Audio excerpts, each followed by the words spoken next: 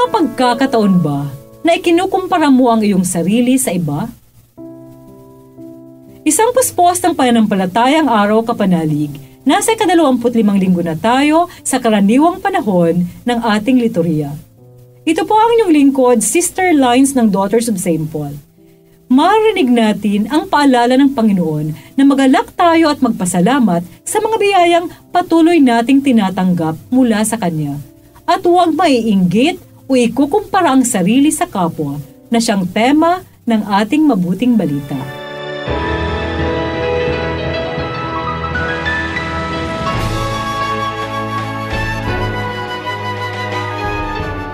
Sinabi ni Jesus sa kanyang mga alagad, tungkol sa nangyayari sa kaharian ng langit ang kwentong ito. Maagang lumabas ang may-ari para umupa ng mga manggagawa sa ubasan. Nakipagkasundo siya na tatanggap ang mga manggagawa ng isang baryang pilak isang araw at pinapuntan niya sila sa ubasan. Lumabas din siya ng mag-iikasyam ng umaga at nakita niya ang ibang mga nakatayo sa plaza na walang ginagawa. Kaya't sinabi niya sa kanila, pumunta rin kayo sa aking ubasan at bibigyan ko kayo ng nararapat. At pumunta sila. Muli siyang lumabas kinatanghalian at nang mag-iikatlo ng hapon at gayon din ang ginawa niya.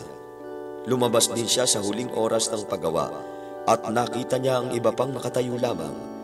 Kaya't sinabi niya sa kanila, bakit kayo nakatayo lamang at maghapong walang ginagawa?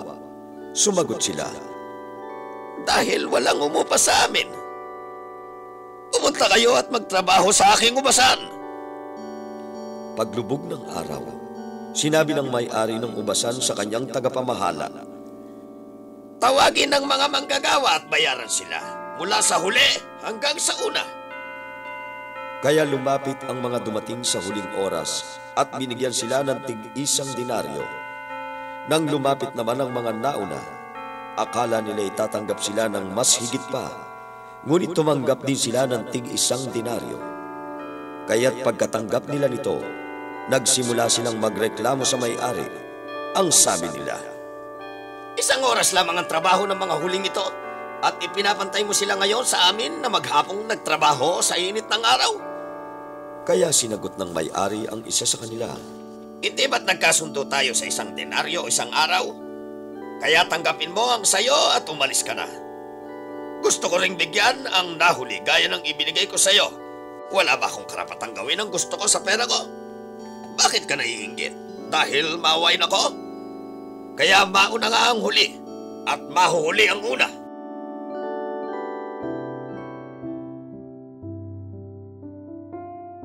Sa mabuting balita ay sinasalaysay ni Jesus ang isang talinhaga tungkol sa isang may-ari ng ubasan. Sa iba't ibang oras ng araw, siya'y umupa ng mga manggagawa upang magtrabaho sa kanyang ubasan. Pero kahit sa iba't ibang oras sila nagtrabaho, lahat sila'y nakatanggap ng bayad na pantay-pantay ang halaga. Ipinakita ng may-ari ng ubasan ang pagiging mapagmahal at marangal sa kanyang mga manggagawa. Bagamat ang ilan ay nagtrabaho ng mas mahaba at iba naman ay mas maikli, tinuring silang lahat na pantay-pantay. Sa talinhagang ito, tinuturo ng Panginoon ang kahalagahan ng pagiging makatarungan at mapagmahal sa ating kapwa. Hindi tayo dapat maging mapaghusga at maging palalo. Sa halip tinatawag tayo na maglingkod at magmahal ng walang pag-iimbot at paghihinala. Katulad ng pag-ibig ng may-ari ng ubasan sa kanyang mga manggagawa. Ganoon din ang pagmamahal ng Diyos sa atin. Walang pinipili ang kanyang pagmamahal. Sa kabila ng ating mga pagkakamali at kahinaan, tinatawag tayong lahat upang maging bahagi ng kanyang kaharian at tanggapin ang kanyang biyaya. Huwag nating limitahan ang ating pagmamahal sa mga taong kawangis natin o mga pamilyar lamang sa atin. Sa halip magpakita tayo ng pag-asa, pag-unawa at kabutihan sa bawat isa. Mga kapanalig, hinihikayat ko kayong isabuhay ang aral ng talinhaga ni Jesus.